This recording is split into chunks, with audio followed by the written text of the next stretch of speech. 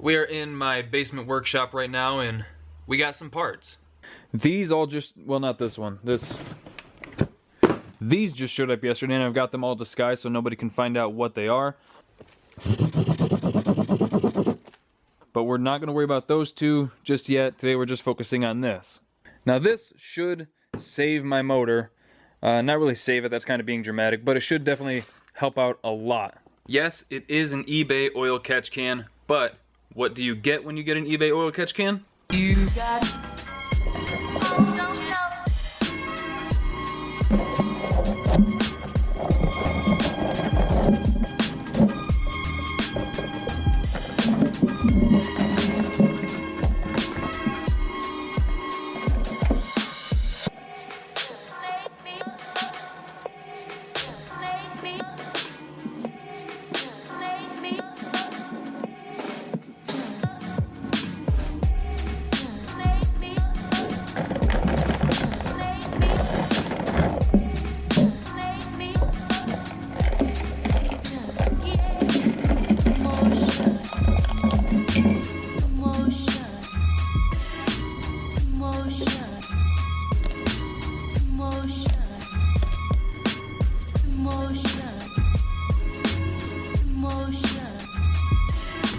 This is like the third time I've went to work on something at my place. Started off, it was a beautiful day, and now it's starting to rain.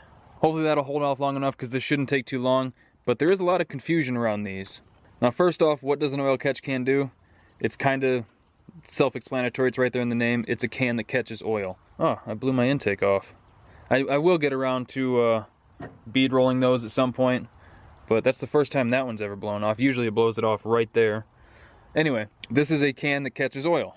Now, the confusion part that I see is where to put in, how to hook it up in the line.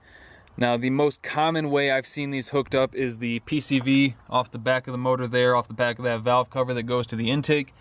Most often, I see them hooked up there, although literally earlier today when it was nice out, my wife and I were at a car show. We saw this 70 Chevelle that was LS swapped. It had a 4.8 and a huge turbo. I looked at his routing and he had his catch can set up over here off to the side, and it went from the top of one valve cover into the catch can to the top of the oil cap right there.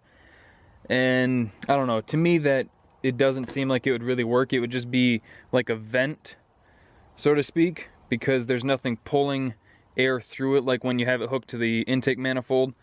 But what do I know? I'm not an engineer. I just kind of follow the recipes that I see online, and most of what I see online is people hooking them into the PCV line going from the valve cover to the intake manifold. So since that's what I see people do most often and they don't have any problems or any complaints or anything, that's what I'm gonna do. Now before we get started, I'm sure there's a few of you guys that are thinking to yourself, Josh, why didn't you get the Speed Engineering catch can? They make it specifically for LS motors, and it has a trick little bracket that mounts it right here off the head.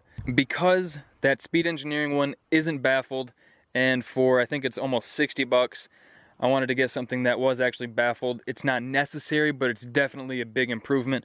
This one I think was like 20 or 25 bucks. It seems to be really good quality.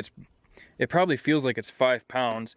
And this one is supposed to be baffled. So before we get started, I do want to pull these screws off and actually take a look inside, see if it is baffled.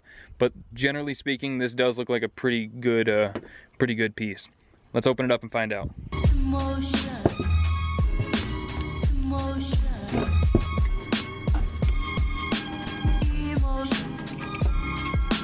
You got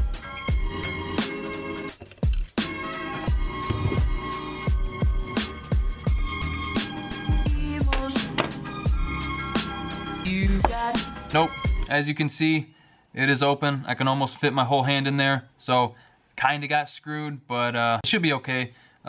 It'll be the same as that Speed Engineering one. People seem to enjoy that one, and it was less than half the price, so it should still be okay. I think the main difference really between this one and the Speed Engineering one is the bracket that bolts to the head, but considering that one's almost 60 and this one, I swear it was like 20 or 25 bucks. I'm not going to be too butthurt about it. And now we know for sure that it doesn't matter which way these are hooked up. Alright, oh come on! I was inside for a second! Get out of here! Clouds! I got race truck stuff to do. Stop sliding. Stop. Stop. Stop sliding. Stay there. Before we really get started, I hate this hose, by the way. It's stupid. I'm gonna go see if I have any like actual black hose, because this is just dumb, and there's this much of it. I'm not gonna really be able to put the thing anywhere. Alright, the only stuff I can find is this fuel injection line, and it's 5/16, that's 3/8. I could probably force it on there, but then I run the risk of the line splitting. Maybe for now I will just use their really crappy, cheap plastic hose. So the first thing we got to do before we can really get started is get this cold side piping out of the way. And now that we're done with that, also I broke a clamp, which sucks. And now that we're done with that, we can get to this PVC hose, which is, I mean, like I said, it just goes to the back of the valve cover there. And what I see a lot of people do, hang on, this fitting just pops in there. This on, I think it's on the 99 to 2003 or 4 trucks. They have a fixed orifice PVC regulator. Some of them have a ball and spring, but this one has a fixed orifice. I see a lot of people in like boost applications and stuff like this, they'll drill it out so that it can just flow more. I'm probably gonna do that real quick. All right, and now that that's done, man, I got a little funky on the drill press and it's off center, and that's gonna just hurt my soul for a long time.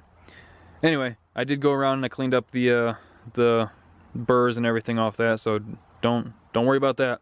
If any of you guys do decide to do this, I don't really think that there's much of a reason to go any bigger than the hole on the end there, because then that'll just create a bottleneck there.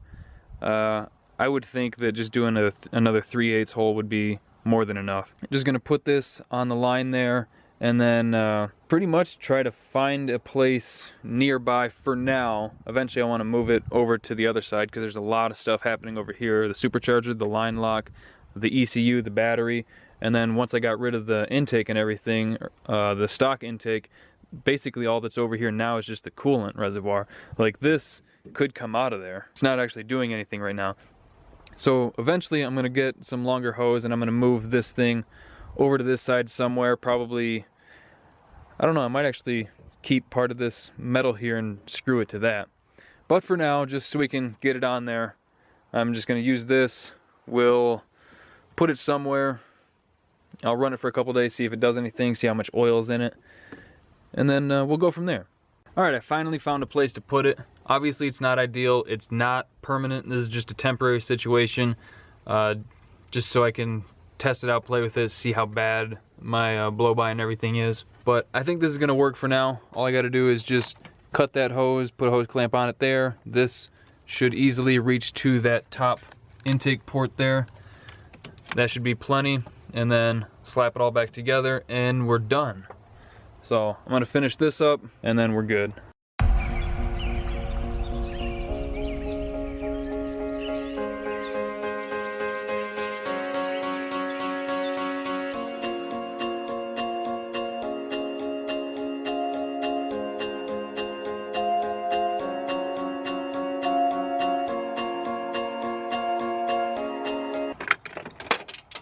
No, shit. Guys, I did it. I'm a stereotype. I dropped the 10mm. Oh no. I don't think I ever heard it hit the ground. I wasn't done tightening the bolt. Oh no, this sucks. Did it hit the ground? Nope. Shoot. God, I'm gonna miss that 10mm so much. But we got it all done. This is one very poorly installed oil catch can with flaccid hoses. Like I said earlier, there's a lot going on this side of the truck. So eventually I'm gonna go down and get the proper size hoses and start moving things over here. Probably get rid of this box because I don't need it. Actually, I've got an idea to do a test of a stock intake setup versus a cold air intake, because I still have the intake that I pulled off of it. So a lot of you guys have asked for it. It's literally a $50 intake off of eBay. If you just type in, like, for example, 2000 GMC Sierra cold air intake, that one will show up. It's like 44 to 50 bucks. But I do want to do a test eventually of like the intake air temps and stuff like that with a stock intake versus a normal cold air intake. But that's gonna do it for today. I hope you guys enjoyed the video. Thank you for watching. Thank you for liking, commenting, and subscribing. And I'll see you next time.